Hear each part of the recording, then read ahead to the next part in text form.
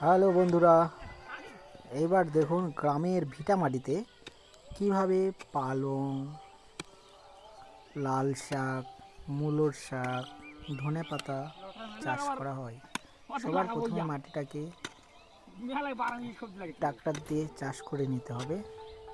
এক চাষ করার পরে গোবর সার মানে জৈব সার ভালো করে ছিটিয়ে ওকে হালকা শুকিয়ে আবার ট্রাক্টরের রোটার দিয়ে আবার চাষ করে ধুলো ধুলো করতে হবে মাটিটাকে, যেরকম করেছি। এই যে সুন্দরভাবে মাটিটাকে তৈরি করে নিতে হবে একবার সুন্দরভাবে, যাতে হালকা গোবর সার দিয়ে মাটিটাকে ভুরভুরা করে নিতে হবে চাষ করে। তো দেখুন মাটিটা কত সুন্দর হয়েছে, একবার সুন্দর। এরপরে ধনিয়ার শাক, লাল শাক, পালং শাক, মূলোর শাক। এবার সবার প্রথমে দেখুন লাল শাকের বীজটাকে ভালো করে রৌদ্রতে দিয়ে রাখতে হবে। সকালবেলা ভালো করে ছিটিয়ে দিতে হবে পুরোটা জায়গায়। তারপরে কিছুদিন পরে দেখবেন ছোট ছোট লাল শাকের চারা বের হয়েছে, ঠিক এরকম সুন্দর। দেখুন খুব সুন্দরভাবে লাল শাকের এরকম চারা বের হবে। এরপরে হালকা করে জল দিতে হবে যাতে লাল শাকটা তাড়াতাড়ি বড় হয়। আর মাটি শুকালে আর না শুকালে দিতে হবে না। দেখুন কত সুন্দর বেরিয়েছে, কালারটাও খুব সুন্দর হয়েছে, লাল টকটকে। এখানে কোনো কীটনাশক ব্যবহার করা হয়নি, পিওর জৈব সার, গোবর সারে এই লাল শাকটা তৈরি। খুব সুন্দর হয়েছে। এইভাবে লাল শাক তৈরি করা যায়। দেখুন অনেকটাই লাগিয়েছি, একটাও মিট যায়নি।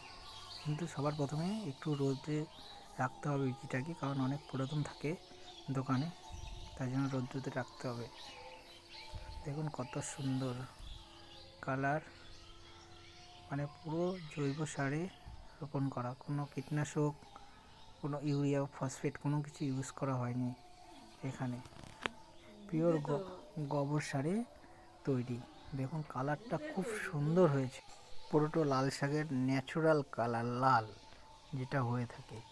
আর এখানে যদি আমি মানে কোনো সার ইউজ করতাম, কীটনাশক ইউজ করতাম, তাহলে কালারটা আরও ডগডগা লাল হয়ে থাকতো, কিন্তু দেখুন সেটা হয়নি। এবার দেখুন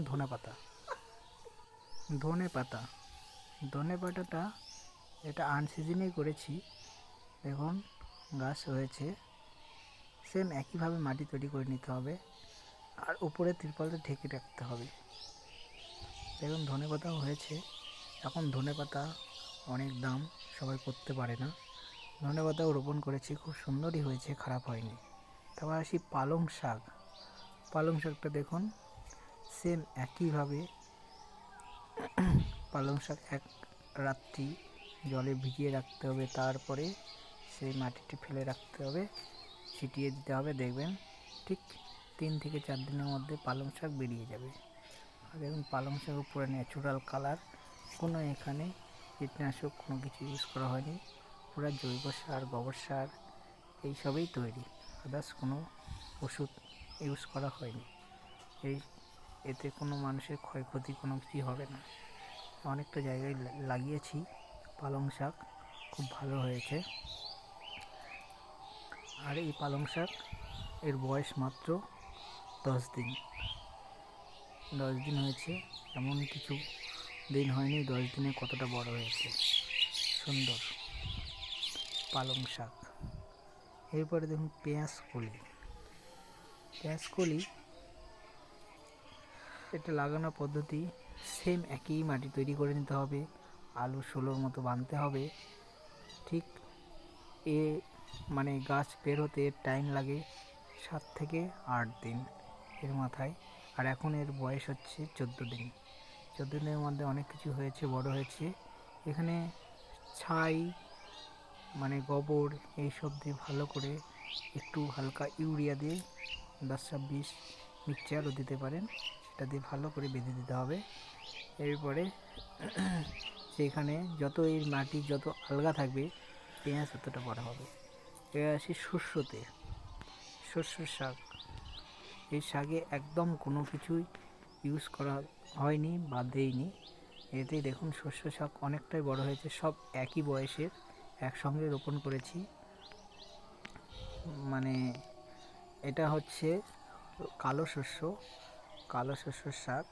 এই শাকটাও আমার খুব ভালো হয়েছে, ডাইরেক্ট মানে গোবর সারে তৈরি।